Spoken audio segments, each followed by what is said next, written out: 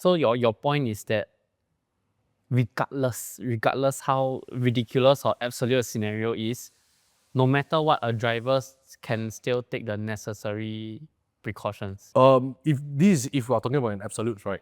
But actually, if in actual fact, when the driver, for example, the driver gets charged, the driver is able to provide video, provide evidence that, I've been driving properly and stuff like that, then there is this factor on the legal standpoint called contributory negligence by the pedestrian himself or herself, right? So then of course, in this scenario, it will be more of the civil side where how much compensation is needed to be made and stuff like that.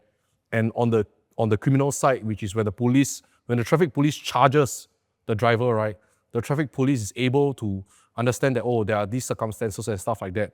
And hence, with the removal of these mandatory minimum sentences for first-time offenders, and especially in a scenario where you mentioned that the driver is driving within the speed limit or maybe even at a slower speed. Almost nothing he And can. at night, and it's a blind spot, and it's dark, and the pedestrian dashed across the road.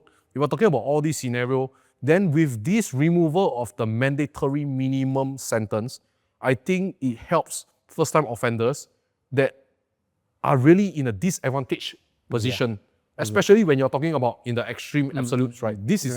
This helps with the first-time offenders, and when the facts are stacked against them, Yes. right? Regardless of how atrocious the facts are on pure video, on plain video, right? Okay, so good move, this one. Right. Good move. So we're not sure when it's going to come into effect, but we know that there is a bill passed.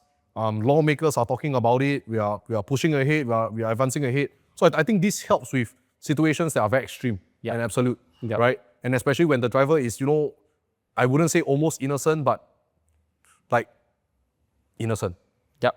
right?